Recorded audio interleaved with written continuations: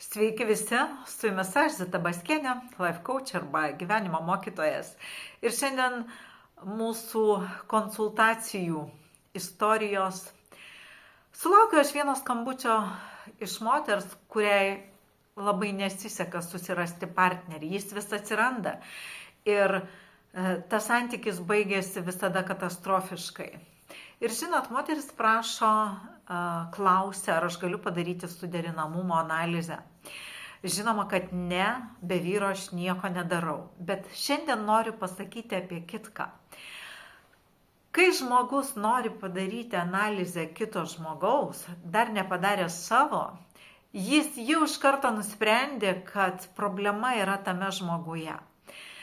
Aš jums noriu pasakyti visiškai atsakingai iš savo gyvenimo patirčių ir iš savo darbo patirčių, kad visos situacijos visada būna abipusiai reikalingos. Viena pusė mokosi vieną pamoką, kita mokosi kitą. Kitaip, jeigu aš susitikau žmogų ir jūs manot, kad čia tik mano pamoka arba tik jo, taip visiškai nėra. Tai moters pagrindinė problema, ji pirmam dažnyje, jausmai, meilė ir panašiai. Ir ji turi problemą su vyru dėl finansų. Finansai visada yra jo jautri pusė. Jis neleidžia moteriai turėti asmeninių finansų, visi finansai turi būti bendri. Moters detalizacijoje yra kaip tik nuoskauda iš praeities dėl skurdaus gyvenimo lygio ir jai būtina finansinė pagalbė asmeninė, kuri yra tik jos, kad jai atleistų spaustuką. Kita vertus, moteris pati generuoja finansus, to lygius arba didesnius negu vyro, bet vyras nesutinka, kad ji turėtų savo finansinę pagalbę. Žinoma, kad aš suprantu, kad moteriai reikia atstovėti savo poziciją, bet ji pirmoji šakoji. Ji vengia konflikto dėl to, kad gali išsiskirti. Bet, mielieji, iškėlimas problemos nėra skyrybos. Jūs nesakot, kad aš noriu su tavimi išsiskirti. Jūs sakot, kad aš noriu turėti savo pinigų. Ir jeigu tas vyras jau dėl to norės išsiskirti, vadinasi, jis vedė jūs arba dėl pinigų, arba iš kažkokių kitų paskatų, bet ne iš meilės ir noro, kad jūs jaustumėtės gerai. Juolab, kad jūs neprašot jo pinigų. Jūs norit turėti savo, kurie niekam daugiau nepriklauso, plus bendras biudžetas. Ir moteris sunkiai klauso, ar ne, ką aš sakau. Ir tada pasižiūrim to vyro. Mažą tokią smulkę detalę, kaip kliūtį, apie kurią aš ir viešai esu kalbėjusi. Jo kliūtis yra kaprizingumas.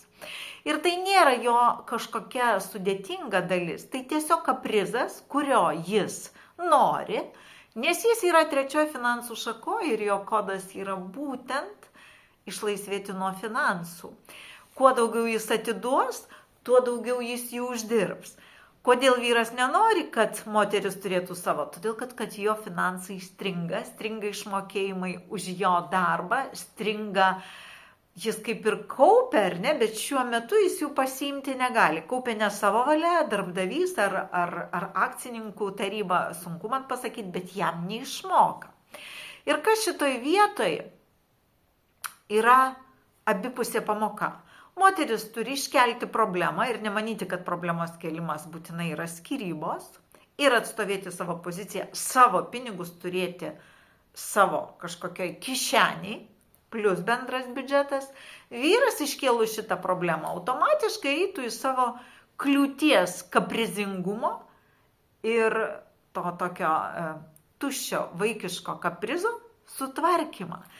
Va čia ir ta mintis, kad mes visada, kai turim problemą, jeigu ją sprendžiam ir teisingai suvokdami mechanizmus visatos sprendžiam, mes abu gaunam iš to sprendimo naudos. Jeigu mes prisitaikom, mes iš karto sunkinam abiejų situaciją. Kai abiejų situacija sunkėja, aišku, kad ir santuoka, ir santykiai sunkėja ir finaliai jie sugriuva. Arba, jeigu mes nieko nedarom, žinot, matrica visada sumodeliuoja situacijas jūsų veiksmų. Jeigu jūs nedarot veiksmo, ji apverčia situaciją priverstiniu būdu taip, kad jūs padarytumėt veiksmą. Ką reikštų šiuo atveju?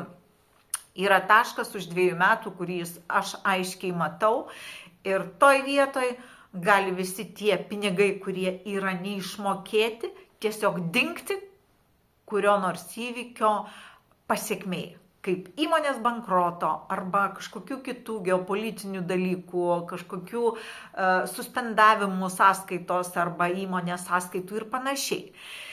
Tai savalaikiai padaryti sprendimai ir iškelti klausimai visada yra naudingi abiems pusėms. Jeigu mes jų nesprendžiam, manydami, kad sugrius santuoką, tai išmokim girdėti informaciją. Jeigu aš ateinu į partnerį su klausimu, kad man tai būtų geriau, aš taip jausčiausi ramiau, laimingesnė būčiau, tai būtų teisingiau, adekvačiau pagal pajamas ir sprendžia klausimą, tai nėra aštrinimas skyrybų. Kaip ir sakiau, jeigu tom skyrybom pradės manipuliuoti vyras, tai vėlgi jau tada yra kiti klausimai ir jo atsakomybės, o ne jūsų.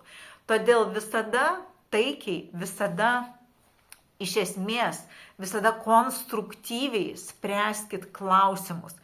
Ir moteris jausmų linijoje, vyras finansų. Vat moteris užgniaužia jausmą, eina į minusą, vyras finansų neduoda ir eina į minusą. Tai nenutempkim vienas kito ir nemanykim, kad kelti problemą yra blogai. Blogai yra problemos nespręsti ir linkiu jums suprasti, kad nenorėkit vyro analizės, norėkit savo analizės. Toje jūsų analizėje matomos visos jūsų blogų situacijų priežastys. Jums nereikia, bendrai nereikia suderinamumo. Jeigu žmogus turi problemų ir jis ateina į konsultaciją, visos problemų priežastys ten yra. Tai yra paprasta, tai yra sąžininga, nereikia imti kitų žmonių kažkokių detalizacijų ir narplioti. Reikia narplioti save.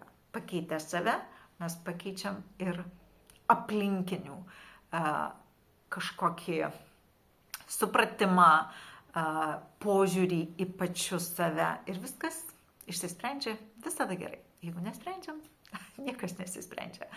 Tai būkim atsakingi už save, pradėkim nuo savęs ir viskas. O drąsa, žinoma, aš neprekiauju. Drąsos ir ryžto.